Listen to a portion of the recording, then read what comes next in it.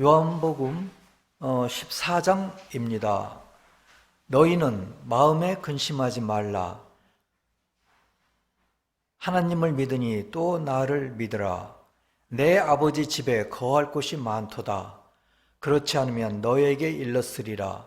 내가 너희를 위하여 거처를 예비하러 가노니 가서 너희를 위하여 거처를 예비하면 내가 다시 와서 너희를 내게로 영접하여 나 있는 곳에 너희도 있게 하리라. 내가 어디로 가는지 그 길을 너희가 아느니라. 도마가 이르되 주여, 주께서 어디로 가시는지 우리가 알지 못하거늘 그 길을 어찌 알겠사옵나이까. 예수께서 이르시되 내가 곧 길이요 진리요 생명이니 나로 말미암지 않고는 아버지께로 올 자가 없느니라. 아멘. 성문서는 천국의 비밀 8443항을 읽어드리겠습니다. 하나님의 진리의 5번째 단계는 가장 낮은 천국 또는 첫 번째 천국에 존재하는 진리입니다. 이것은 인간이 어느 정도는 지각할 수 있지만 깨달은 경우에만 가능하며 그 경우에도 인간의 언어로는 많은 부분을 표현할 수 없습니다. 그것이 관념으로 넘어가면 그것을 지각하고 그것이 참으로 진리라고 믿을 수 있는 능력이 생깁니다. 그러나 하나님의 진리의 6번째 수준은 인간과 함께 존재하는 그대로이며 그의 분별력에 맞게 조정되므로 말씀의 문자에 대한 의미입니다. 이 의미 또는 진리의 종류는 구름으로, 내면의 진리는 구름 속의 영광으로 표현됩니다.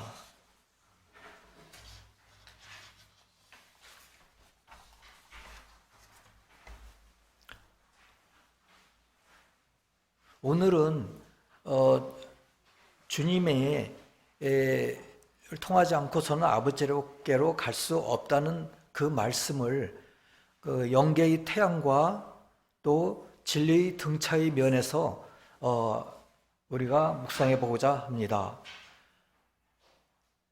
태양이 몇 개가 있을까요? 우리 눈에 보이는 태양은 한 개죠. 우리가 사는 이 자연계에는 태양이 있어요. 쳐다볼 수도 없죠. 눈이 상합니다. 그냥 똑바로 보면은 꼭 필터를 대고 봐야 됩니다. 그것도 의미가 있습니다. 하지만 이것이 바로 자연계의 태양입니다. 그런데 또 한 개의 태양이 있죠. 그거는 영계의 태양이라고 스베덴보리님은 말씀하고 계십니다. 영계의 태양이 있다고 말씀하고 계십니다. 우선 자연계의 태양에 대해서 알아보면은 이 태양빛의 정체는 무엇일까요? 태양에서 그거는 과학자가 밝힌 바에 의하면은 그 태양의 핵에서 수소가 융합해서 발생하는 감마선이라는 아주 짧은 파장의 방사선입니다. 그러니까 수소가 융합된 거죠. 그래서 그 원리를 또 지금 나쁜 쪽으로 응용해가지고 폭탄을 만드는 강대국들이 있는데요. 하지만 우리는 이것을 영적으로 보겠습니다. 그러나 그 빛이 지구의 표면에 도달할 때 바로 올까요? 아니죠.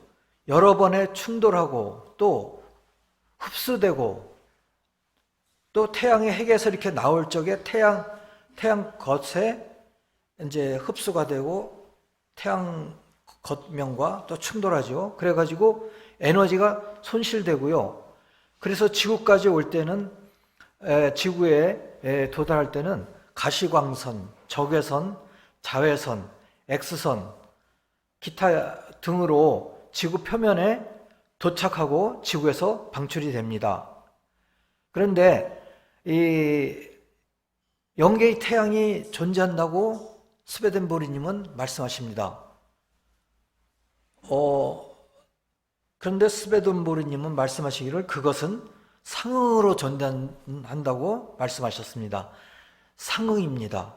그러니까 영계에 있는 것은 지상계에 있고 영계에 있는 것이 또 지상계에서 투영되는 것으로 말씀하십니다. 그런데 이제 영계에 있는 것이 실제고요.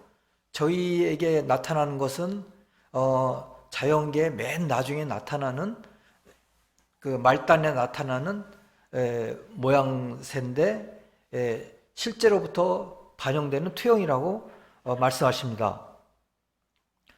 그리고 또한 그 영계의 태양은 주님 자신일 뿐만 아니라 주님으로부터 나오는 신적 사랑과 지혜라고 합니다. 그래서 그 중에서 오늘은 신적 지혜, 신성한 신적 진리에 대해서 말씀을 묵상해 보겠습니다. 주님으로부터 나오는, 주님의 태양으로부터 나오는 신적 진리는 여러 개의 등차가 있는데, 그래서 주님으로부터만이 우리가 아버지께 갈 수 있다는 진리를 이것과 같이 살펴보겠습니다.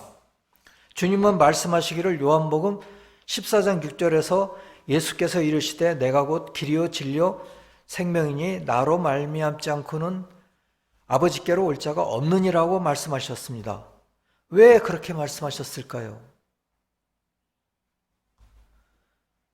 그 이유는 이렇습니다. 신적 진리는 한 개의 등차가 아니라 여러 개의 등차로 내려오기 때문입니다. 천국의 비밀 8443번에 가면 6개의 등차가 있는데 이와 같이 이제 어떤 분이 그거에 대해서 그림을 그렸더라고요. 여기에 영계의 태양이 있고 여기에서 주님으로부터 나오는 신적 사랑과 신적 지혜가 나옵니다.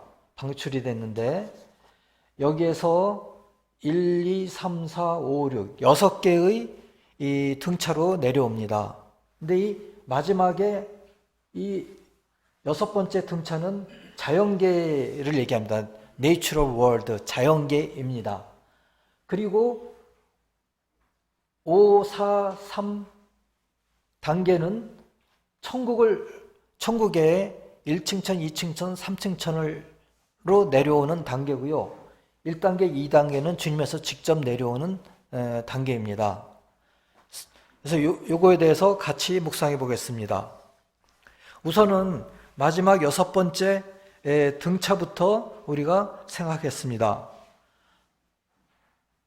그 6번째 등차의 신적 진리는 인간의 지각에, 감각에 맞게 적응된 것입니다. 아까 태양빛에 의해서도 우리가 생각해 보듯이 태양빛을 바로 받으면은 우리가 타지요.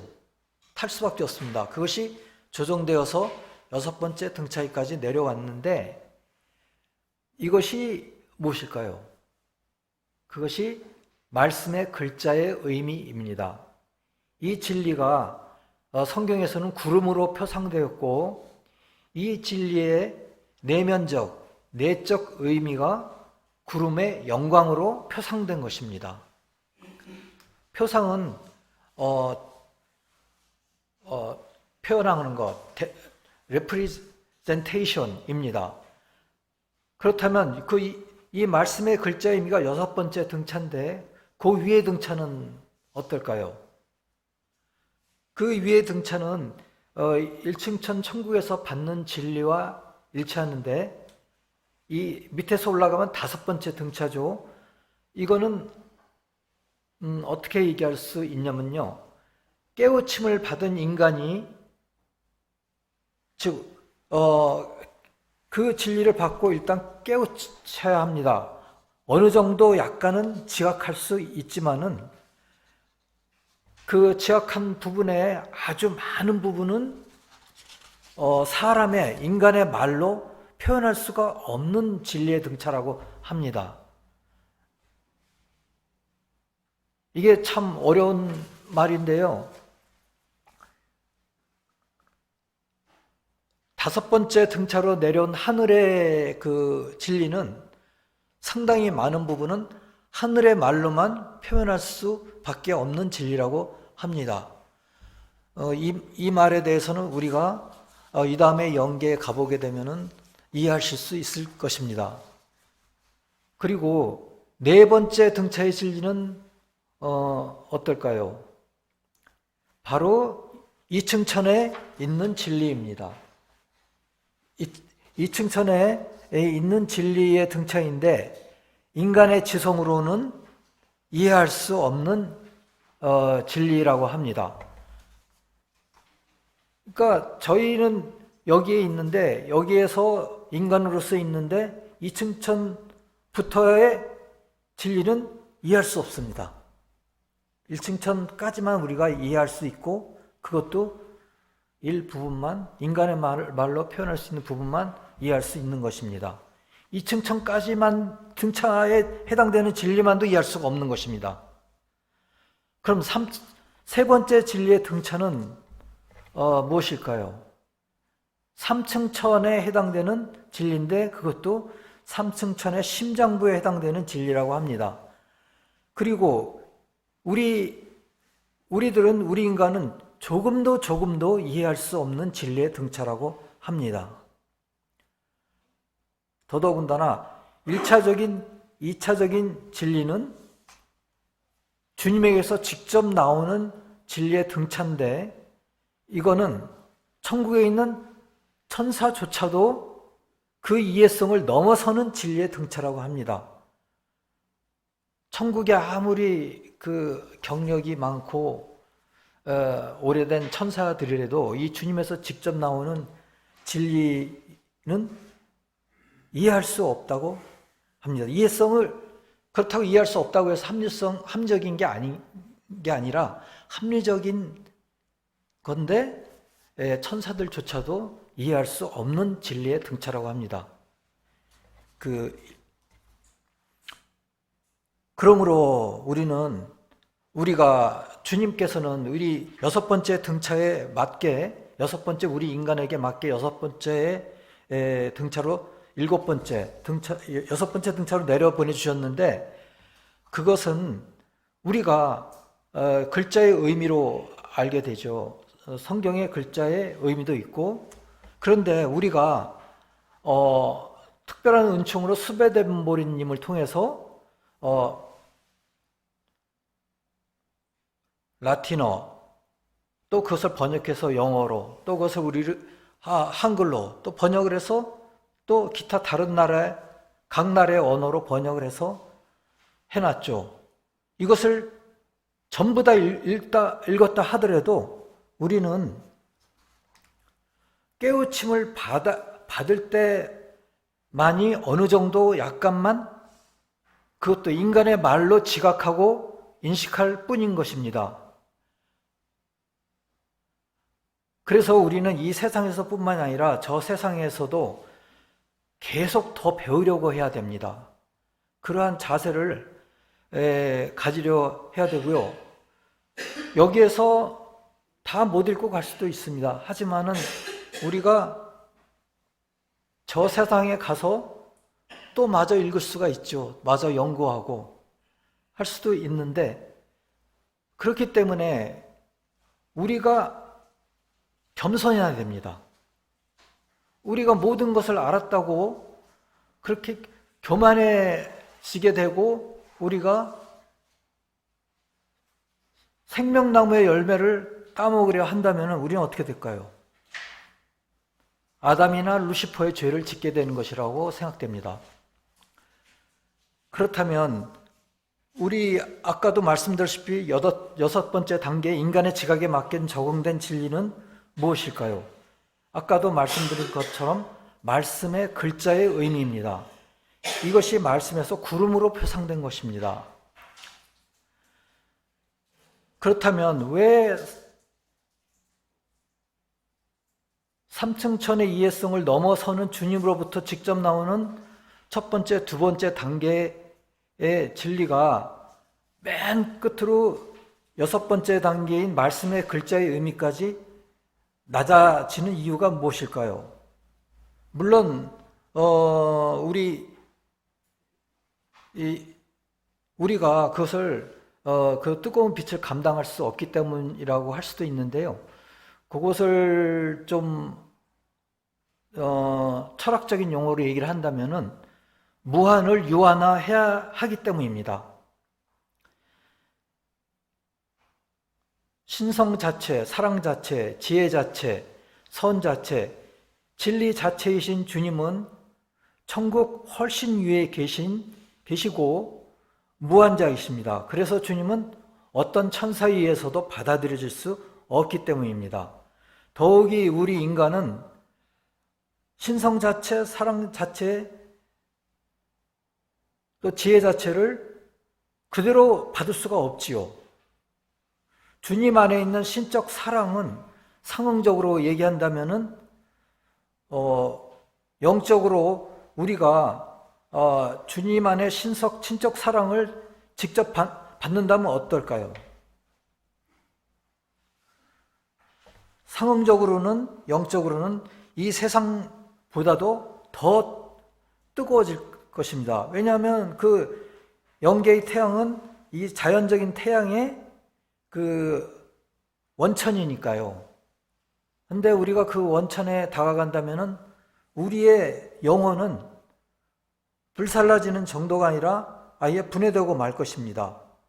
그래서 이게 그 주님의 사랑과 진리는, 지혜는 조정되어야 하기 때문입니다. 그래서 천국에서도 조정되어서 내려오는 것입니다. 거기에 있는 천사들은 얇은 구름을 입고 있어서 해를 입지 않도록 주님이 배려하신다고 합니다. 이것이 주님께서 천국에 임재하시는 방식이라고 합니다. 우리가 조금이라도 바닷물을 찍어서 맛을 보면은 짜죠. 그래서 바닷물이 엄청 짜구나 하는 것을 우리가 알게 됩니다. 우리가 하나님의 사랑을 조금이라도 경험한다면은 우리는 정말 견딜 수가 없을 것입니다. 그래서 그것을 경험하시는 분도 이 가운데 있을 것 같기도 한데요. 그것을 경험하는 것이 마치 커다란 대양에서 우리가 손가락으로서 소금물을 조금 찍어서 맛보는 것과 같다고 생각됩니다. 마치 자연계의 태양빛이 지구 표면에 도달하기 전에 여러 번의 충돌과 흡수로 조정되듯이 어떤 조정 없이는 우리는 아까 철학적으로 말씀드렸다시피 무한은 유한과 결합되거나 또는 무한과 교제할 수가 없습니다. 무한을 수용하기 위한 조정으로 우리는 어떤 유한한 옷을 입기 전에는 결합하거나 교제할 수 없는 것입니다. 그래서 천사들은 얇은 옷을 입고 저희는 말씀이라는 말씀의 의미를 가지고 있는 말씀을 저희한테 주님께서 내려주신 것이고 그 말씀을 통해서 우리가 주님과 교제하고 주님과 결합할 수가 있는 것입니다. 때때로 우리가 영적으로 많이 발달하고 고양되면은 하나님의 사랑을 소금물로 찍어서 맛보듯이 맛볼 수 있는 경우는 있겠습니다. 그럼 우리는 금방 얘기했듯이 소금물로 얘기했듯이 그것은 하나의 소금기가 있는 바다라고 큰 대양이라고 할 수가 있는데 이 지구상의 표면의 70%가 이 바다로 이루어져 있답니다. 그렇듯이 우리 그 주님과 또 하나님은 무한이십니다. 우리가 처음에 무한에 대한 개념을 접한 것이 언제일까요? 그것은 중학교 때나 고등학교 때 무한이라는 개념을 우리가 알기 시작했습니다. 그래서 이게 이렇게 되지요. 그 개념을 알기 시작했는데 그걸 듣고서 이해가 갔습니까? 그런데 그러한 우리는 이 신앙의 입장에서 무한자와 교제하고 접근하기 위해서는 주님을 말미암지 않고는 우리가 무한을 지각할 수 없습니다. 인간은 왜 그럴까요? 인간은 믿음의 영역을 훨씬 벗어난 천적 영적인 무한을 인식할 수 없습니다. 다만 그런 게 있는가 보다 하고 알지만 인식할 수는 없지요. 왜냐하면 우리의 모든 생각은 감각에 의존한 자연에 국한되어 있습니다. 제자들 중에 한 사람인 도마에서도 알 수 있습니다. 다른 방식으로 제시되면 받아들이지도 않고 존중하지도 않습니다. 그러니까 주님 이외에 다른 방식으로 제시되면 우리는 존중하지도 않아요. 그래서 말씀에서는 하나님의 화내는 얼굴, 애정을 보이는 하나님 등으로 나타나죠. 특히 구약에서 그렇게 나타나죠. 주님께서는 엄청나게 화를 내시고 또 큰 애정을 보이시고 이런 하나님으로 이런 자연적인 감각적인 안에 하나님이 나타나도록 말씀에서는 묘사하신 것입니다. 보이지도 않고 들려지지도 않는 것은 우리 생각의 지각에 들어가지 않습니다. 그런데 우리가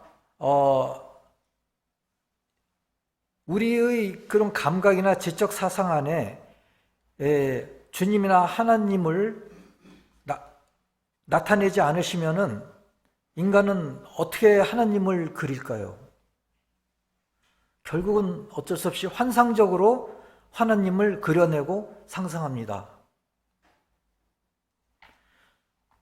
모세가 시내산에서 내려오지 않자 황금 송아지를 만들어서 하나님으로 예배한 것으로 우리는 알 수가 있습니다. 더더군다나 많은 그 종교 단체에서 그 종교 단체의 그 창시자 또는 그 지금 심우하시는 분들을 하나님으로 생각하고 또 그 자신도 결국 종국에 가서는 내가 하나님이다 이렇게 얘기하는 경우가 이런 경우입니다. 그래서 우리는 요한복음 6장 30절에서 말씀하신 나를 보내신 아버지께서 친히 나를 위하여 증언하셨느니라. 너희는 아무 때에도 그 음성을 듣지 못하였고 그 형상을 보지 못하였으며 라고 말씀하셨습니다. 우리는 그 음성을 아무 때도 듣지 못하고 또 그 모습을 보지 못하였습니다. 그런데 주님께서 아버지로부터 보내심을 받아가지고 주님을 증거하신 것입니다. 우리의 믿음과 사랑에 의해 이해되기 위해서는 이와 같이 조정되어야 합니다. 아버지라고 불리는 이해할 수 없는 신성은 주님을 예배할 때 같이 예배되어야 합니다. 주님은 요한복음에서 그래서 내가 곧 길이요 진리요 생명이니 나로 말미암지 않고는 아버지께로 올 자가 없느니라 라고 말씀하신 것입니다. 주님은 이 땅에 오셔서 그러나 이 땅에 인간으로 오셔서 그 마리아님으로부터 받은 모든 인성을 영화하셨습니다. 그렇게 함으로써 저희가 하나님한테 접근할 수 있는 길과 또 방법을 마련하여 주신 것입니다.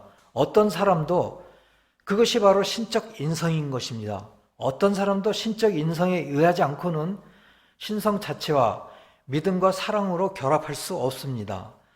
신성 자체이신 아버지는 신적 인성을 통하여 주님 안에서 이해될 수 있습니다. 이 주님의 신적 인성을 통하여 그나마 우리는 또 말씀을 통하여 아버지를 무한자이신 하나님을 이해할 수 있는 것입니다. 그러면 우리는 주님 안에서 어떻게 아버지를 볼 수 있을까요? 주님께서 말씀하시기를 나를 보는 사람은 곧 나를 보내신 분을 보는 것이기 때문입니다. 라는 말씀을 하셨죠. 주님 안에서 아들은 신적 진리를, 아버지는 신적 선을 의미합니다. 그래서 주님은 아버지가 그에게 모든 것을 넘겨주었다고 말씀하셨습니다. 주님의 신적 인성은 우리의 생각, 사상, 믿음, 애정, 사랑에 들어갑니다. 말씀에 의하면 주님 안에서 주님으로부터만이 아버지와 결합될 수 있다는 것이 분명합니다. 참된 빛과 볕이신 주님은 우리 영혼에서 모든 악한 요소를 쫓아버리고 우리를 의의 본향에 이르게 합니다. 우리 인간의 머리와 심장은 어둠으로 또 악하고 거짓된 요소로 가득 차 있습니다. 물론 각자의 신앙의 생활에 의하여 많이 부단히 그 악한 불을 퍼내려고 합니다. 하지만 주님의 참된 빛과 볕이 있어야만 합니다. 참된 빛과 볕이 있을 때 우리의 그 머리는 환해지고 또 우리의 눈이 환해지고 우리 이해성이 환해지고 우리의 심장과 애정은 주님의 사랑으로 가득 차게 됩니다.